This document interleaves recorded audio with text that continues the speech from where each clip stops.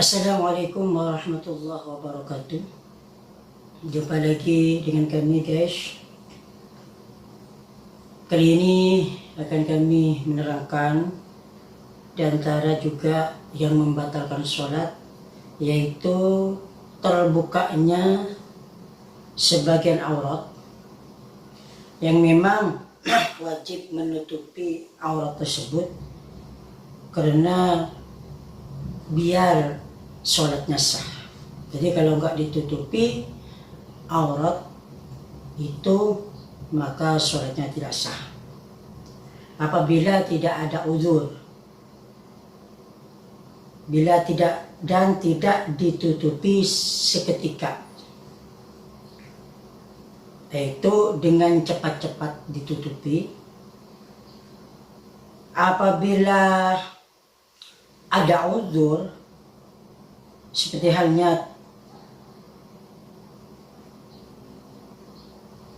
halnya auratnya itu seperti halnya angin membuka bajunya seseorang karena tiupan anginnya kencang, akhirnya bajunya terbuka.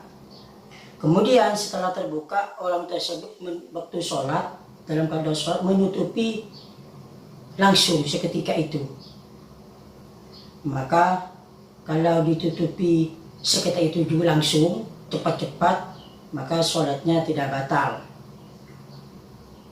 Kemudian terkena najis, yang najis tersebut sifatnya tidak dimakfu. Najis tersebut ada di badannya orang tersebut yang sholat atau di bajunya. Apabila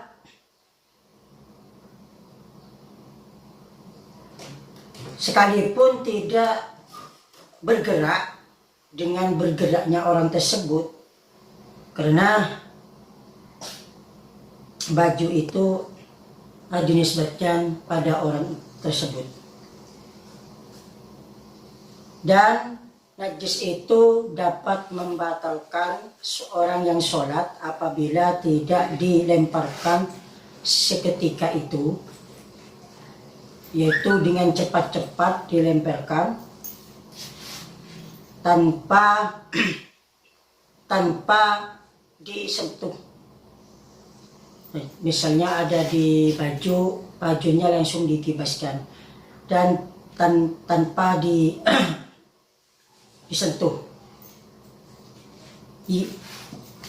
Haram melemparkan najis itu ke dalam masjid.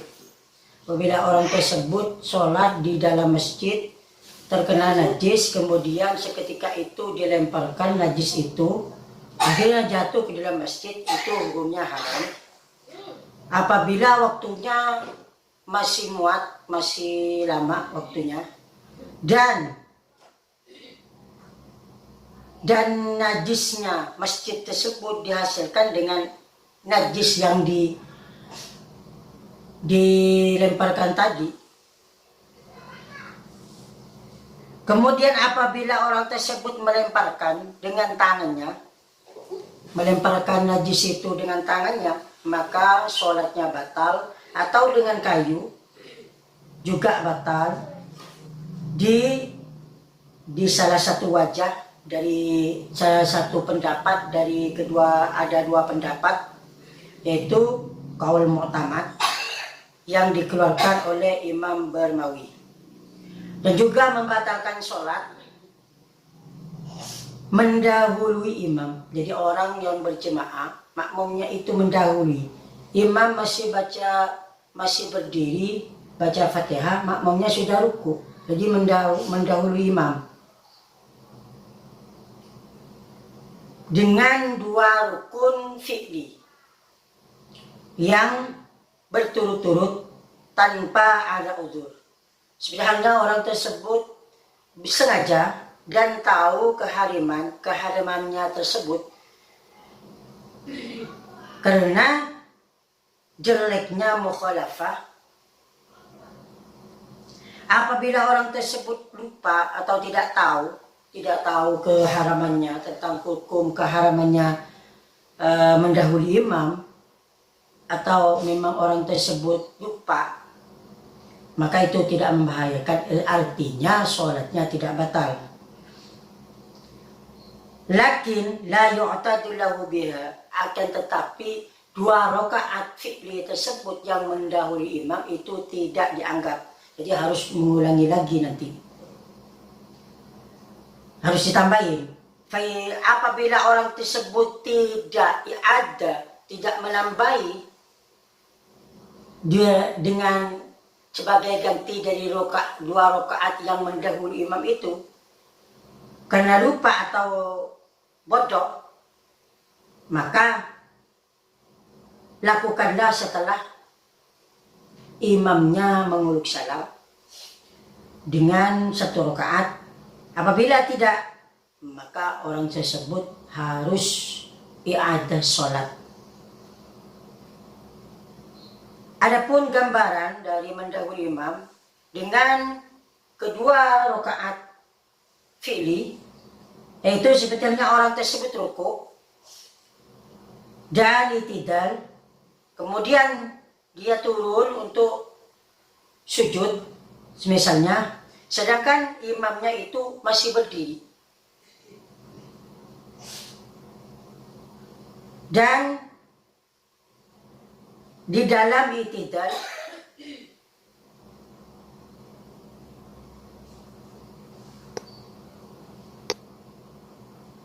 sedangkan imam itu berdiri. Jadi orang tersebut sudah turun melakukan sujud, tapi makmumnya melakukan sujud, tapi imamnya masih berdiri.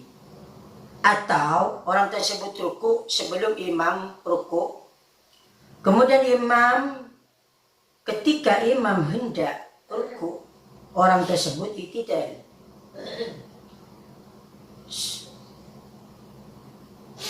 Ketika imam hendak i'tidal, orang tersebut sujud. Pokoknya orang makmum tersebut tidak kumpul, tidak bersamaan dengan imamnya dalam ruku dan dalam i'tidalnya.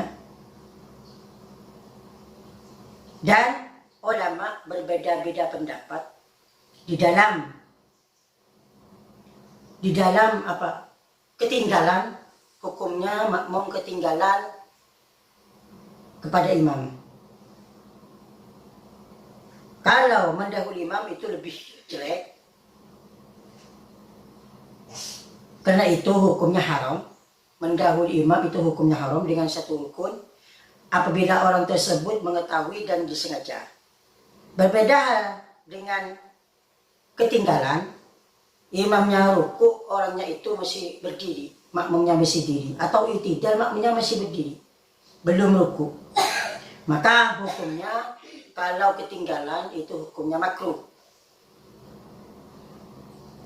Apabila seseorang makmum mendahului imamnya dengan 1 rukun fi'li, maka disunatkan dia i'adah bila dia sengaja. Apabila tidak, maka dia diberikan pilihan, bisa i'adah, bisa enggak. Seperti ini keterangan yang ada dalam kitab Tuhfah. Juga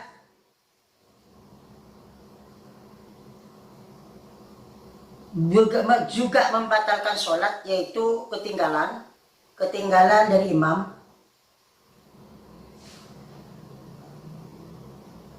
yaitu imam sudah ruku atau i'tidal, sudah ke bawah, sedangkan makmumnya itu masih berdiri dengan tanpa uzur. Seperti halnya orang tersebut ketinggalan membaca Fatihah, dia sengaja tidak membaca Fatihah sehingga imam ruku, atau dia ketinggalan imam karena membaca surat, yang mana hukumnya membaca surat itu sunat. Dan juga contohnya apabila orang tersebut ketinggalan dari imamnya karena duduk istirahat atau menyempurnakan tasyahud awal, sedangkan imamnya sudah berdiri dan orang tersebut di tengah-tengah tasyahud. Maka kalau seperti itu, hukum sholatnya itu batal, itu membatalkan, batal. Karena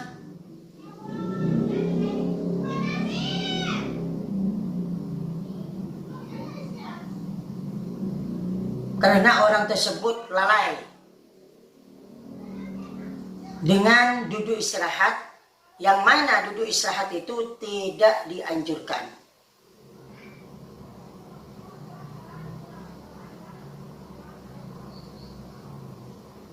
Adapun ketinggalan, makmumnya ketinggalan dari imam dengan udzur, maka itu tidak membahayakan selagi dia tidak ketinggalan lebih banyak dari 3 rukun, yang 3 rukun maksudah lidzatiha, dan itu adalah panjang sekali.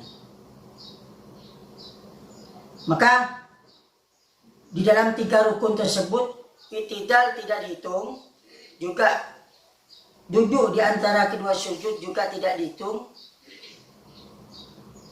Dan itu 3 rakaat maksudah itu seperti halnya apabila orang tersebut lambat membaca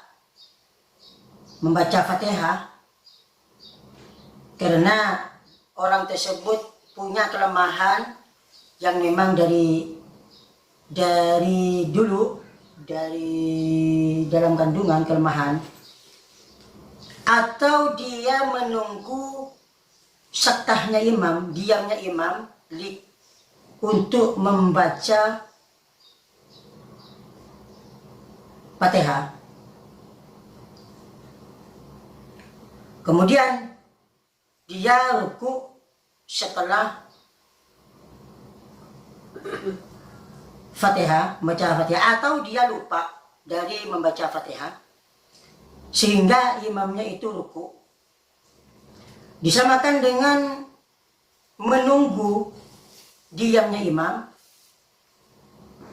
dan orang lupa dari membaca Fatihah, yaitu seseorang yang tidur dalam keadaan duduk, yang bokongnya itu menyentuh tanah, yang memakiran makadahu di dalam tasyahud awal. Kemudian dia tidak bangun